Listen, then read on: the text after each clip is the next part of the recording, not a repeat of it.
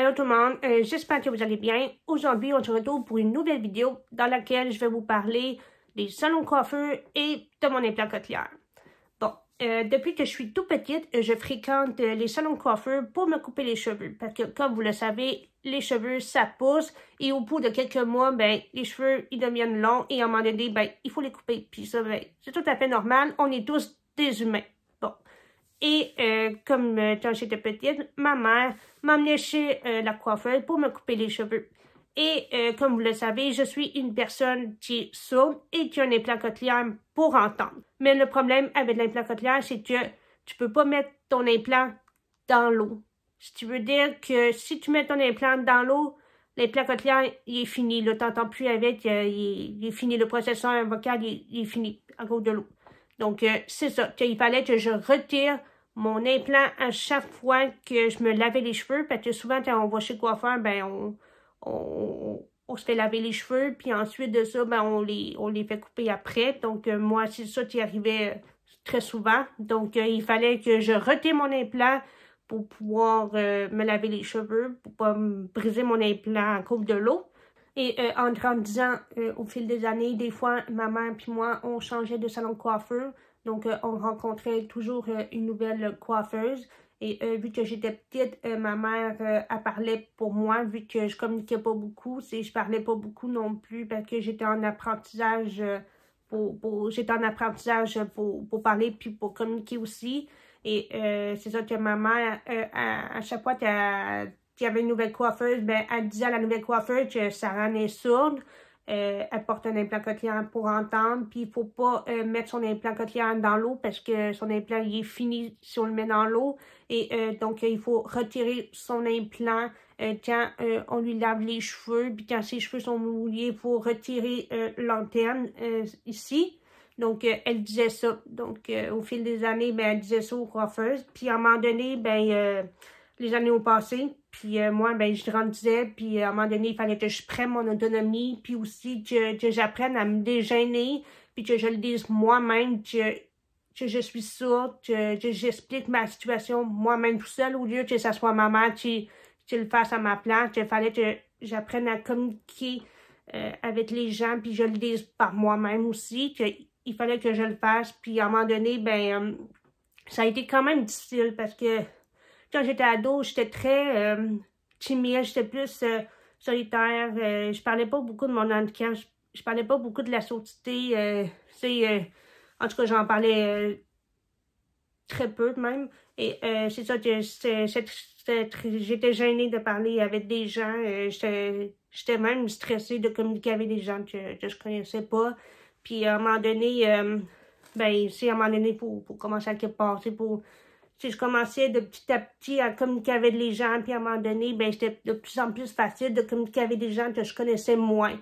Et à un moment donné, ben, ma mère, elle a arrêté de venir avec moi chez la coiffeuse parce que, ben, à un moment donné, ben, j'étais plus adulte. Il fallait que j'aille chez la coiffeuse toute seule, si j'étais capable de le faire. J'ai un implant, puis j'entends, puis en plus, je parle. Si je suis capable de communiquer, il fallait que je le fasse tout seul. Et au fil des années, j'ai appris des stratégies de communication pour pouvoir communiquer avec la coiffeuse quand j'entendais pas, quand j'enlevais mon implant.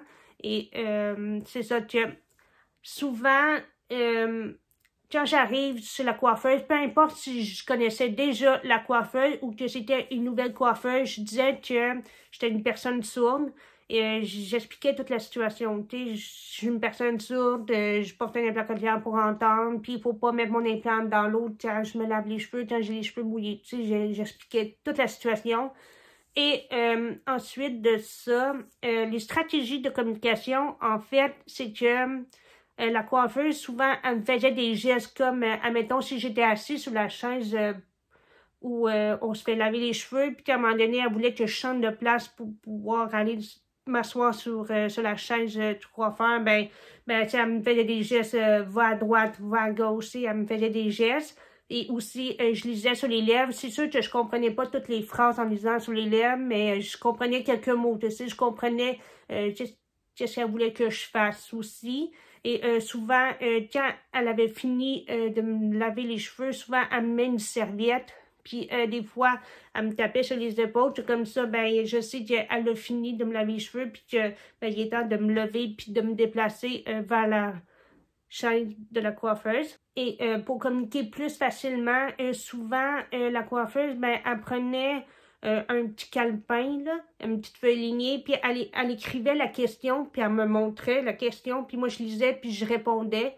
Puis c'est comme ça qu'on communiquait. Tu sais, c'était un autre moyen de communication, mais si c'était super facile, au lieu de, vu que j'entendais pas. Et aussi, même à m'envoyer des textos, parce que souvent, moi j'ai toujours mon téléphone avec moi, tu sais, des fois, elle m'envoyait un texto sur mon téléphone, puis moi, ben, je lisais le texto, puis je lui répondais en retour. Ça, c'était un autre moyen de communiquer, puis c'était beaucoup plus facile aussi qu'au lieu de tout le temps lire sur les lèvres, puis de comprendre à moitié la phrase. Donc voilà, c'est ça que j'ai découvert comme stratégie de communication pour communiquer avec la coiffeuse quand j'enlevais mon antenne, quand j'avais les cheveux mouillés, puis aussi quand me lavais les cheveux.